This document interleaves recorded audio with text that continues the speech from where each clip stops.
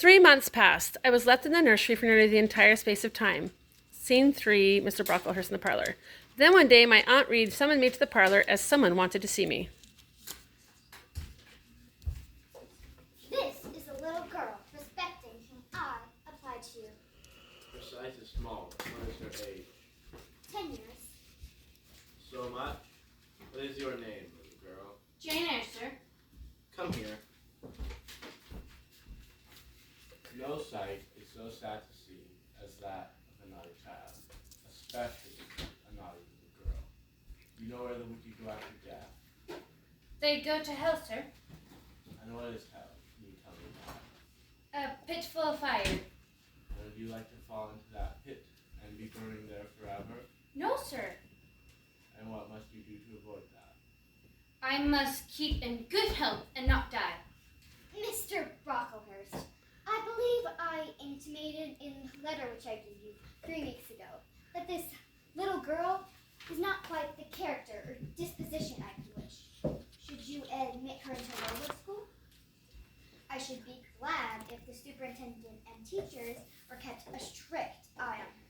And above all, to guard against her worst failure, a tendency to deceit. Deceit is, indeed, a sad fault of the child. She shall be watched. I will speak to Miss Temple and the teachers. This is a state of things I quite approve. Had I sought England over, I could scarcely have found a system more exactly fitting for a child like Jane Eyre. I must then depend upon this child being received as a pupil at Lowood. Madame, you may.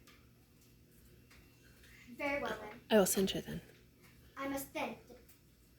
I will send her then as soon as I will send her then as soon as possible. For I assure you, Mr. Brocklehurst, I feel anxious to be relieved of a responsibility that was becoming too irksome. No doubt, no doubt. And I will bid you good morning. Now I shall send Miss Temple notice that she is to expect a new girl. Goodbye.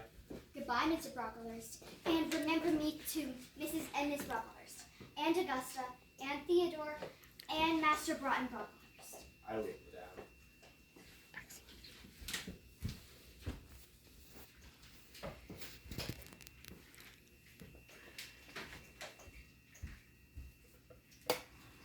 Glad of the room. Return to the nursery.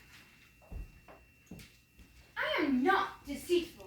If I were, I should say I loved you. But I declare I do not love you. I dislike you the worst of anyone in the world except John Reed.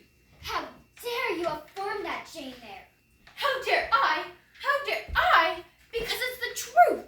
You think I have no feelings and that I can do without one bit of loving kindness, but I cannot live so, and you have no pity. To my dying day, I shall remember how you thrust me back into that red room and locked me up there, how I cried out while suffocating in distress, and that punishment you made me suffer because your wicked boy struck me, knocked me down for nothing. People think you are a good woman, Miss Reed, but you are bad, hard-hearted. You are deceitful. Jane, you are under a mistake. What is wrong with you?